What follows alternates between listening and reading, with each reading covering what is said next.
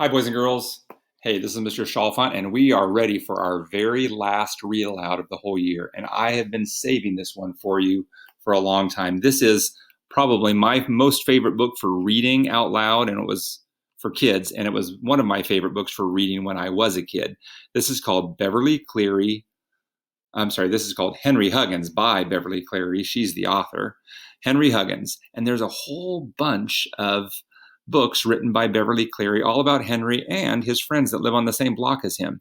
This one is the very first one, and you can see up here it says 50th anniversary edition, but boys and girls, that was quite a few years ago. In fact, this book was written in 1950. So this book would now be 70 years old. So this paperback by itself has been around for 20 years. That's quite a long time.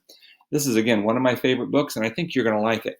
I went ahead and copied all the pictures. There's not quite as many pictures in this one as there was in the last books that we've read, but here you see Henry, and I'll let you know, there it says is Ribsy, and down at the bottom of the cover it says, Henry wishes for a little excitement. Ribsy turns his life into one big adventure. And you can actually see the name of that street there. It's called Klickitat Street. And boys and girls, this is an actual street in Portland, Oregon. I've been there. I've driven down Klickitat Street because the author, Beverly Cleary, grew up in Portland, and she grew up right near there and right near a park. We'll read all about that park when we read some of the chapters here. And it's a real place. And she wrote about the place that she was at when she grew up. When she became an adult, she actually did not live in Portland anymore. She lived right here in Northern California, but she thought back to the time when she was a kid and the kinds of things that happened, and she wrote a story all about it. So boys and girls, I think that you're going to enjoy this. There's 6 chapters, one for each of the last 6 days that there are of school. Tuesday, Wednesday, Thursday, Friday of this week, and next week, Tuesday and Wednesday. So 6 days altogether, one chapter every day. We'll end up reading the last chapter, and you don't want to miss it on the very last day of school. Here are some questions to start you off. Have you ever felt like your life was boring? Henry Huggins did until he met Ribsy. Life will never be the same. How does Henry meet Ribsy? How does he decide to bring him home? What kind of trouble happens on the way? Oops, boys and girls, that's supposed to be a question mark. I'll change that. What will mom and dad say? And I guess that's supposed to be a question mark too. But I'm going to leave it as an exclamation point and a question mark because you better believe mom and dad have something to say about this. Anyway, let's go ahead and get started reading.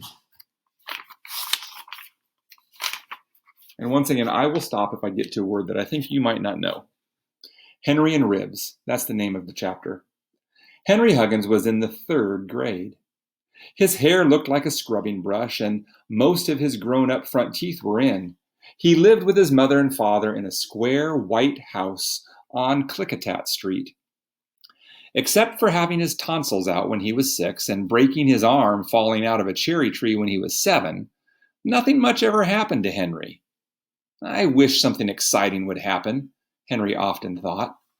But nothing very interesting ever happened to Henry, at least not until one Wednesday afternoon in March.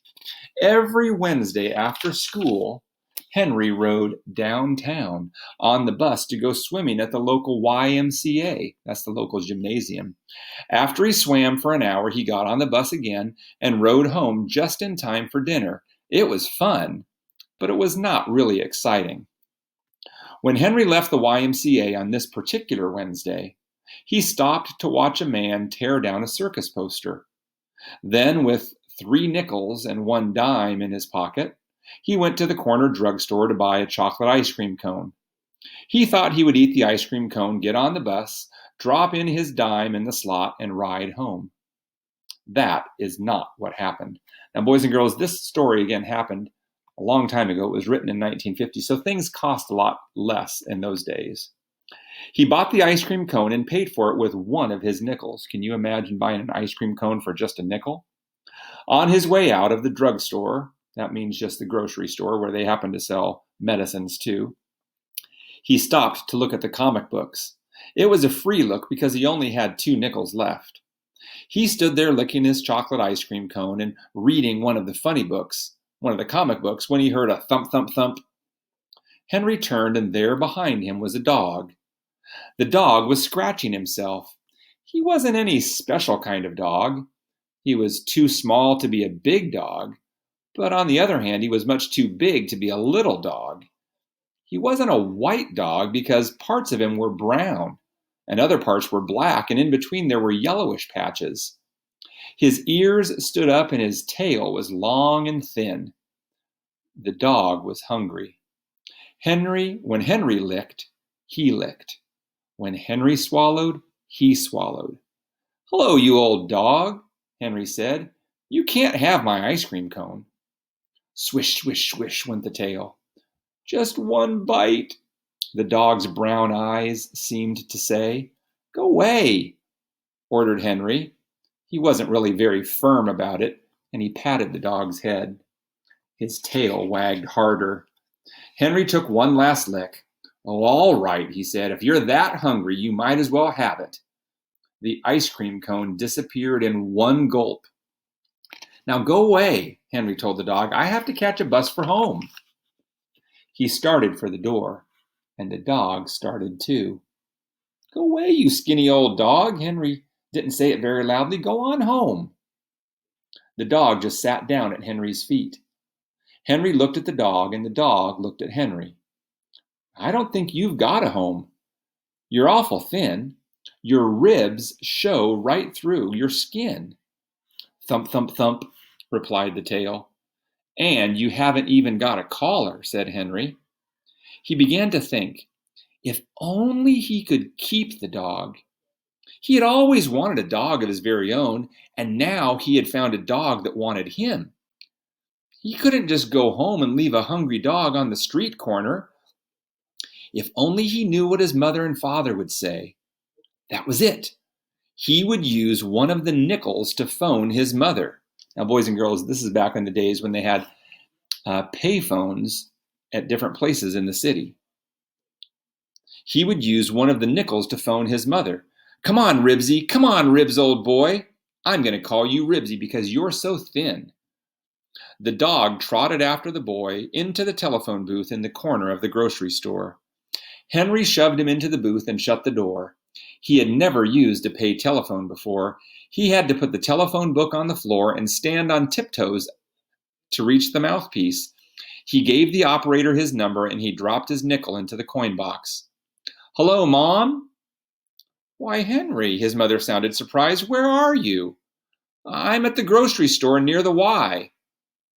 Ribs began to scratch. Thump, thump, thump. Inside the telephone booth, the thumps sounded loud and hollow. "For goodness sake, Henry, what's that noise?" his mother demanded. Ribs began to whimper and then to howl. "Henry," Mrs. Huggins shouted, "are you all right?" "Yes, I'm all right," Henry shouted back. He could never understand why his mother always thought something had happened to him when nothing ever did. "That's just Ribsy." "Ribsy?" His mother was exasperated. "Henry, will you please tell me what's going on?" "I'm trying to," said Henry.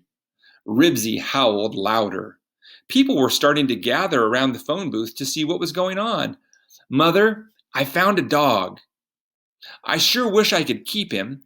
He's a good dog and I would feed him and wash him and everything. Please, Mom?" "I don't know, dear," his mother said. "You'll have to ask your father." "Mom," Henry wailed, "that's what you always say." Henry was tired of standing on tiptoe and the phone booth was getting warm. "Mom, please say yes, and I'll never ask for another thing as long as I live." "Well, all right, Henry. I guess there isn't any reason why you shouldn't have a dog. But you'll have to bring him home on the bus. Your father has the car today, and I can't come after you. Can you manage?" "Sure, easy. And Henry, please don't be late. It looks as if it might rain." "All right, Mom." Thump, thump, thump. "Henry, what's that thumping noise?" "It's my dog, Ribsy. He's scratching a flea." "Oh, Henry," Mrs. Huggins moaned, "couldn't you have found a dog without fleas?" Henry thought that was a good time to hang up the phone. "Come on, Ribs," he said. "We're going home on the bus." When the big green bus stopped in front of the drugstore, Henry picked up his dog. Ribsy was heavier than expected. He had a hard time getting him onto the bus, and he was wondering just how he would get his dime out of his pocket when the driver said, "Say, Sonny, you can't take that dog on the bus." "Why not?" asked Henry. "It's a company rule, Sonny. No dogs on buses." "Well, golly, mister, how am I going to get him home? I just have to get him home." "Sorry, Sonny. I didn't make the rule. No animal can ride on a bus unless it's inside a box."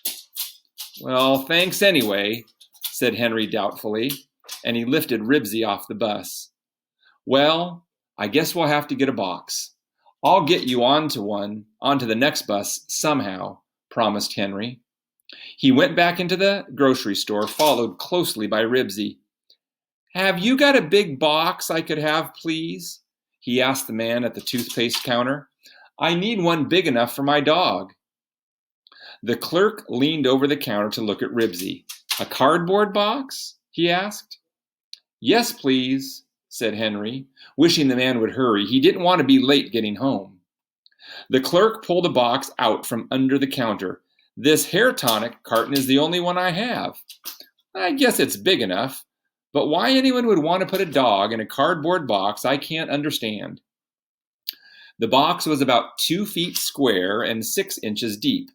On one end was printed, "Don't let them call you Baldy," and on the other end it said, "Try our large economy size." Henry thanked the clerk, carried the box out to the bus stop, and put it on the sidewalk. Ribsy padded after him. "Get in, fellow," Henry commanded. Ribsy understood. He stepped into the box and sat down, just as the bus came around the corner. Henry had to kneel down to pick up the box. It was not a very strong box, and he had to put his arms under it. He staggered as he lifted it, feeling like the strong man who lifted weights at the circus. Ribsy lovingly licked his face with his wet pink tongue. "Hey, cut that out," Henry ordered. "You better be good if you're going to ride on the bus with me."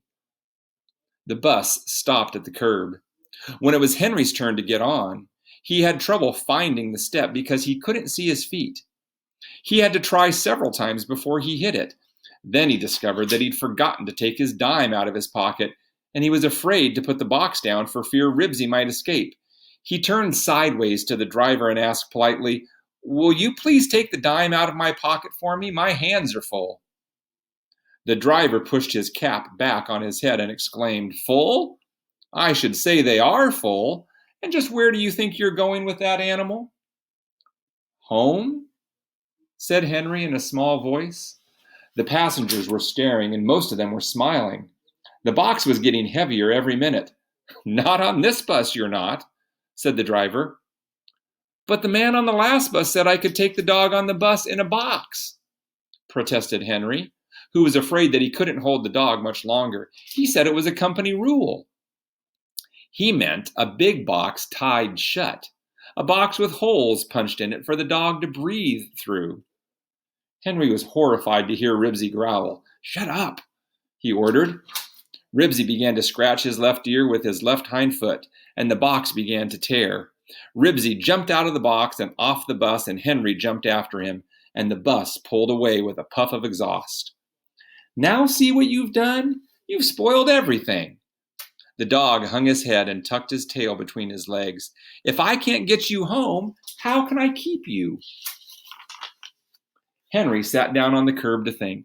It was so late and the clouds were so dark that he didn't want to waste time looking for a big box. His mother was probably beginning to worry about him. People were stopping on the corner to wait for the next bus. Among them, Henry noticed an elderly lady carrying a large paper shopping bag full of apples. The shopping bag gave him an idea. Jumping up, he snapped his fingers at Ribs and ran back into the grocery store. "Are you back again?" asked the toothpaste clerk. "What do you want this time? String and paper to wrap your dog in?" "No, sir," said Henry. "I want one of those big nickel shopping bags." He laid his last nickel on the counter. "Well, I'll be darned," said the clerk, and he handed the bag across the counter. Henry opened the bag and set it up on the floor. He picked up Ribsy and shoved him hind feet first into the bag. Then he pushed his front feet in, but a lot of Ribsy was left over. The clerk was leaning over the counter watching. "I guess I'll have to have some string and paper too," Henry said, "if I can have some for free." "Well, now I've seen everything." The clerk shook his head as he handed a piece of string and a big sheet of paper across the counter. Ribsy whimpered, but he held still while Henry wrapped the paper loosely around his head and shoulders and tied it with the string. The dog sure made a lumpy package, but by taking one handle of the bag in each hand, Henry was able to carry it to the bus stop. He didn't think the bus driver would notice him. It was getting dark and there was a crowd of people, most of them with packages, and they were waiting on the corner. A few spatters of rain hit the pavement. This time, Henry remembered his dime. Both of his hands were full, so he held the dime in his teeth, and he stood behind the woman with the bag of apples. Ribsy wiggled and whined, even though Henry tried to pet him through the paper. When the bus stopped, he climbed on behind the lady, quickly set the bag down, dropped his dime in the slot, picked up the bag, and squirmed through the crowd to a seat beside a fat man near the back of the bus. Whew! Henry sighed with relief. The driver was the same one he had met on the first bus, but Ribsy was on at last. Now, if he could only keep him quiet for 15 minutes, they would be home and Ribsy would be his to keep. The next time the bus stopped, Henry saw Scooter McCarthy, a fifth grader at school, get on and make his way through the crowd to the back of the bus. Oh no, just my luck, thought Henry. I'll bet he's going to want to know what's in my bag. Hi, said Scooter. Hi, said Henry. What you got in that bag? Asked Scooter. None of your beeswax, answered Henry. Scooter looked at Henry. Henry looked at Scooter. Crackle, crackle, crackle went the bag. Henry tried to hold it more tightly between his knees. There's something alive in that bag, Scooter said, accusingly. Shut up, Scooter, whispered Henry. Ah, shut up yourself, said Scooter. You've got something alive in that bag. By this time, the passengers at the back of the bus were staring at Henry and his package. Crackle, crackle, crackle. Henry tried to pat Ribsy again through the paper. The bag crackled even louder, and then it began to wiggle. Come on, tell us what's in the bag, coaxed one of the men. Nothing, stammered Henry. Just something I found. Maybe it's a rabbit, suggested one passenger. I think it's kicking. No, it's too big for a rabbit, said another person. I'll bet it's a baby, said Scooter. I'll bet you kidnapped a baby. I did not. Ribsy began to whimper and then to howl. Crackle, crackle, crackle, thump, thump, thump. Ribsy scratched his way out of the bag. Well, I'll be doggoned, exclaimed the fat man and began to laugh. I'll be doggone. It's just a skinny old dog, said Scooter. He is not. He's a good dog. Henry tried to keep Ribsy between his knees. The bus lurched around a corner and started to go uphill. Henry was thrown against the fat man, and the frightened dog wiggled away from him and squirmed between the passengers and started for the front of the bus. Here, Ribsy, old boy, come back here, called Henry, and he started after him. Eek! A dog! Squealed the lady with the bag of apples. Go away, doggy, go away. Ribsy was scared. He tried to run and he crashed into the lady's bag of apples. The bag tipped over and the apples began to roll toward the back of the bus, which was grinding up a steep hill. The apples rolled around the feet of the people who were standing. Passengers began to slip and slide. They dropped their packages and grabbed one another. Crash! A high school girl dropped an armload of books. Rattle, bang, crash! A lady dropped a big paper bag. The bag broke open and pots and pans rolled out. Thud! A man dropped a coil of garden hose.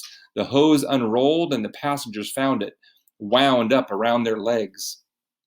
People were sitting on the floor. They were sitting on books and apples. They were even sitting on other people's laps. Some of them had their hats over their faces and their feet in the air. Screech!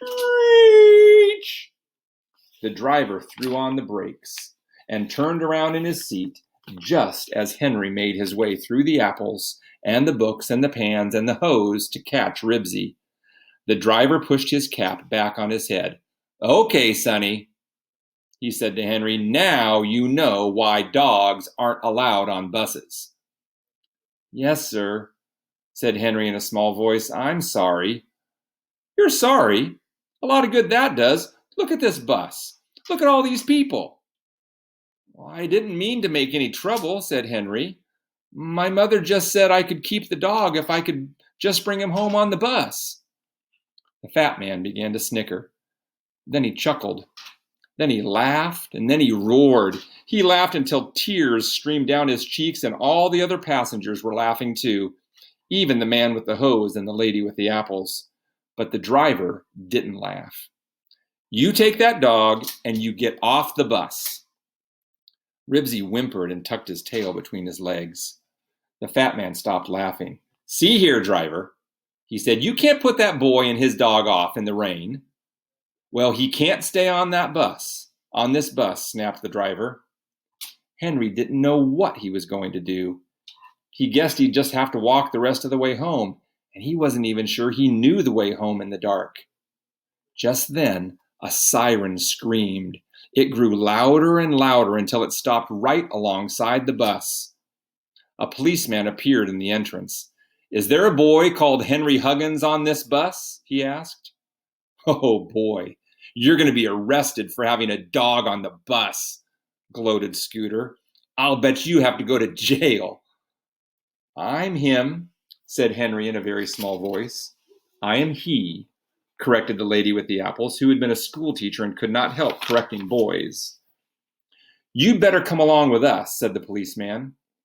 "Boy, you're sure going to get it," said Scooter. "Surely going to get it," corrected the apple lady. Henry and Ribsy followed the policeman off the bus and into the squad car, where Henry and the dog sat in the back seat. "Are you going to arrest me?" Henry asked timidly. "Well, I don't know. Do you think you ought to be arrested?" "No, sir," said Henry politely. He thought the policeman was joking, but he wasn't sure. It was hard to tell about grown-ups sometimes. "I didn't mean to do anything. I just had to get Ribsy home. My mother said I could keep him if I could bring him home on the bus." "What do you think?" the officer asked his partner, who was driving the squad car. "Well, I think we might let him off just this time," answered the driver. "His mother must be pretty worried about him if she called the police, and I don't think she'd want him to go to jail."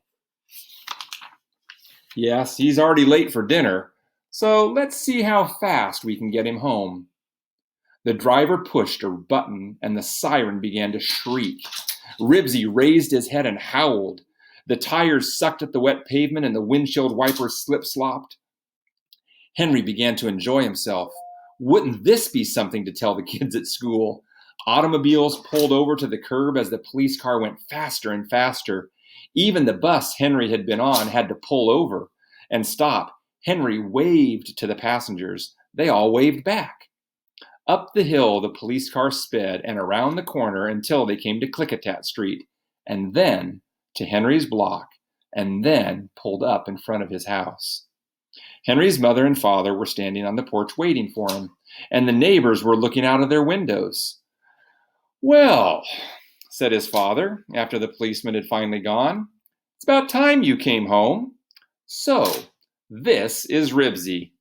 I've heard about you, fellow, and there's a big bone and a can of Feely's flea flakes waiting for you inside." "Henry, what will you do next?" sighed his mother. "Golly, Mom, I didn't do anything. I just brought my dog home on the bus just like you said." Ribsy sat down and began to scratch. And that's the end of chapter 1, called Henry and Ribs.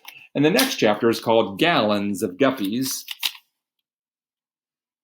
And there's a picture, but we'll do that chapter tomorrow. Boys and girls, you're going to love this book. So stick with me every day, one reading every day, and all the way to the very last day.